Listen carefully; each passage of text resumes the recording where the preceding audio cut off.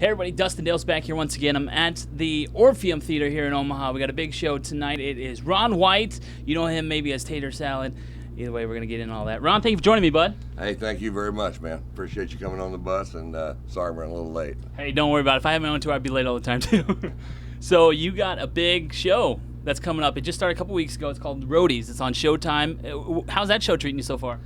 It's been so much fun to do. It's written and directed by Cameron Crowe, and it's fun to work with a true genius, and he is. It's great. The cast is fantastic. Carla Gugino and Imogen Poots and Rafe Spall, Luke Wilson, Machine Gun Kelly, the rapper kid, who's great, and we're really having a great time with it. It's a wonderful, wonderful show. Now, the second episode just aired this past week, and it's a 10-episode series. Are they already talking about doing a second season? Do you know that yet? They're not talking to me about it. So if they're talking about it, they're talking to somebody else. So I would imagine that they will with the players, involved. But yeah, I guess wrong every time I guess about television. I'm always wrong. So well, then I would guess not. Yeah, then will. Right. Who knows? Who knows? I'm a comedian anyway. So if they do, they do. If they don't, they don't. I'll go back to my regular job. Now, your role on the show, you're actually on the road. It's a show about people on the road, and you're actually a tour manager on the show. How do you feel about that spot? Well, it's great. It lets me be somebody else. I don't play myself on the show. I'm also bald in the show, which takes some work. 3 hours just to glue this down to my head and put a bald cap, and they use my hair as a comb over, which is why it's so long. And that's fantastic. And I was actually, my road manager was my best friend for 51 years, and he was dying of cancer when I got the call for this, and to go play a road manager. And he was at Cedars in L.A. and I said, I'm going to go read for a part. And he goes, what is it? I said, I'm going to be playing you. And he goes, go get him.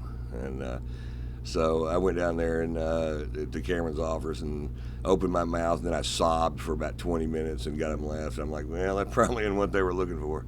But it was just such a, that was probably the first time I really let the emotions go, that really hadn't admitted he was dying yet. But, so it's very, very connected, Well, so far, there are only 2 episodes in, but it already looks like a fantastic show, and you're part of that show. I got to admit, you're impressive, man. Nice work.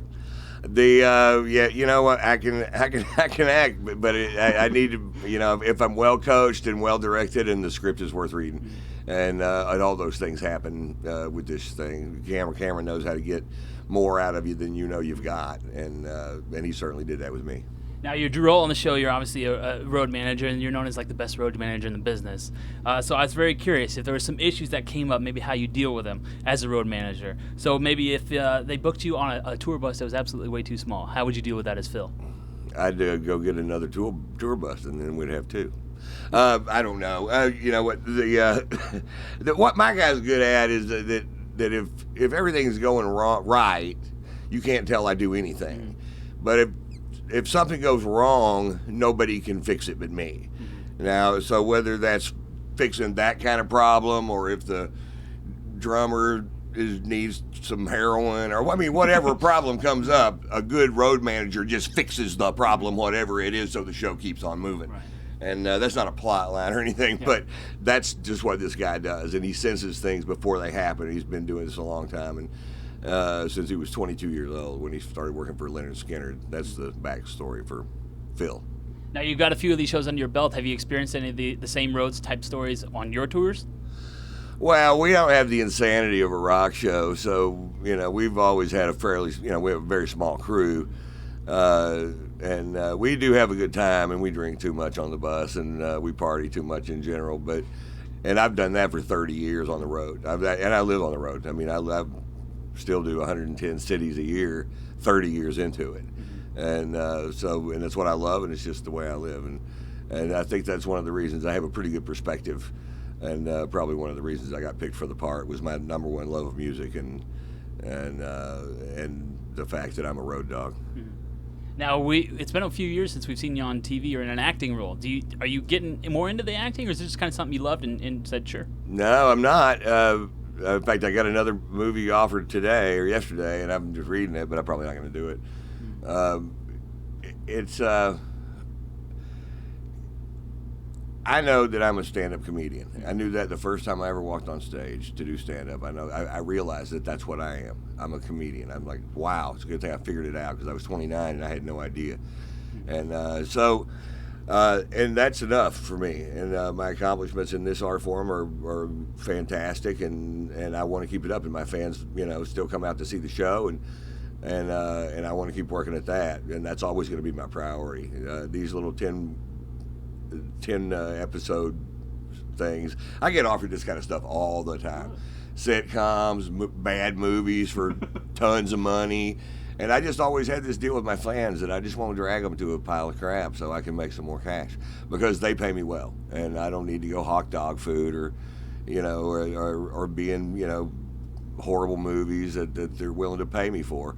And I just not. So that's my priority. That's the way. And I think that's why my fans still, they still love me and they still come out and see the show. So maybe you should have a chat with Larry about doing some bad movies. Tell him, hold on. All right. Yeah, they're pretty bad, weren't they? Now, you recently put out a book a few years ago. Are you thinking about doing another book out soon?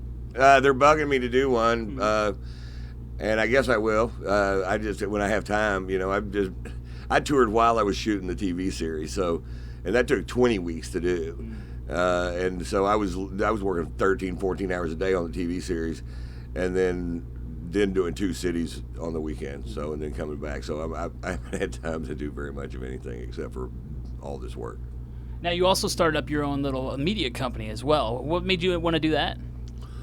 Well, it's kind of like an owner-occupied building. I got to release my stuff some way, and my wife is also an entertainer, and so we just put our stuff out on our own label. And but that company's grown in different directions, and I also have a tequila company, Number One Tequila, which you may have seen on the bus on the way in, which is the finest drink of liquor you'll ever taste, my friend.